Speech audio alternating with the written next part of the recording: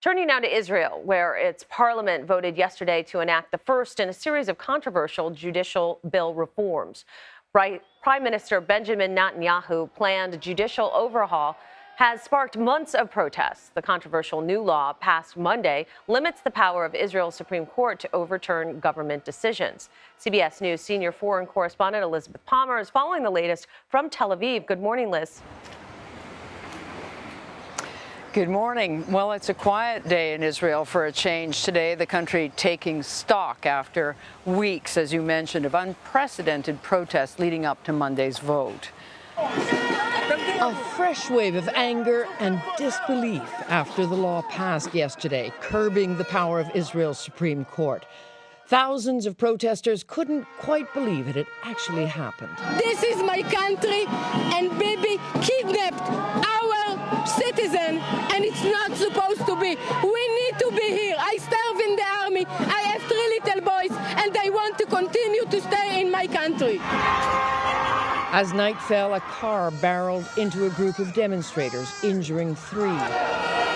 And the police used water cannons to disperse crowds blocking roads. Prime Minister Benjamin Netanyahu spoke to the nation last night, calling his reform a necessary democratic step to restore balance.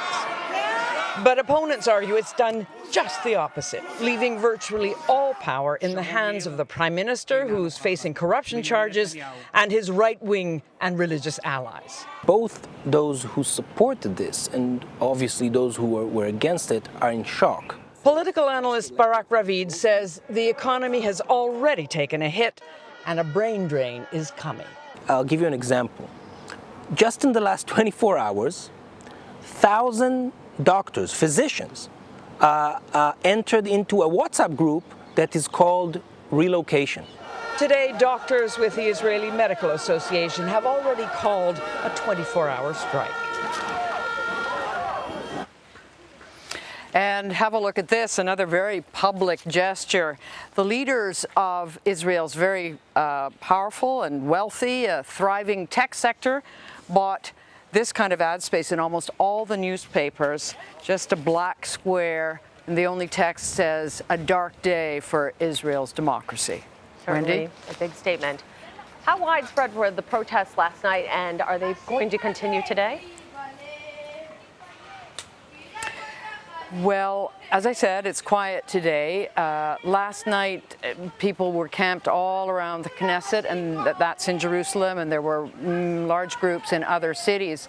On Saturday night, over the weekend, 500,000 people were on the streets. And of course, before that, there were weeks of protests, huge march, tens of thousands of people walked from Tel Aviv to Jerusalem. So this has been a rolling protest, growing bigger and bigger and culminating in those crowds over the weekend leading into yesterday. Prime Minister Netanyahu said after the vote yesterday he's hopeful the ruling coalition government will reach an agreement with the opposition over the judicial overhaul. Do you think that's realistic? Very hard to tell right now. There's so much anger and bitterness. There are no talks going on at the moment. The Knesset is about to go into summer recess, so there won't be any legislative activity. So maybe this is also going to turn into a cooling off period, and we could see some sort of an attempt to find a compromise on the next stage of judicial reform, and that has to do with how judges are appointed, which will be completely politicized. On the other hand, this may be a chasm that won't be bridged, and we're just going to have to wait and see till the fall. What are Israelis saying that you have spoken to? What's their mood? Well, the ones who supported these reforms feel as if they've been vindicated. They voted for this right-wing and religious party. It's a coalition, fairly fragile one, but it did hang together through this contentious period. The majority of Israelis, according to all the polls, were very much against this move. And they are profoundly saddened and worried. They watched the stock market take a hit yesterday, the shekel devalued, and a lot of the investors are saying they're out. They're going to take their money and set up elsewhere because they feel as if a period of instability is coming, especially if the Army reservists refuse to serve under this government. And as you know, money above all likes stability. So this could really deliver another serious blow to the economy. People are very nervous. Yeah, I'm sure. What's expected to happen next? That's the $64 million question. There will be some political horse trading. People are watching very closely to see whether Prime Minister Netanyahu actually has control of his party, because he's not well. You know, he went into hospital just before this vote, had a pacemaker installed over the weekend, went on air and said, "I'm fine, I'm in excellent health." But people close to him and people who see him say he doesn't look well.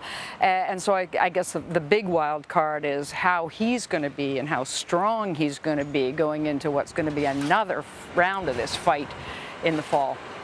Liz, great reporting. Thank you.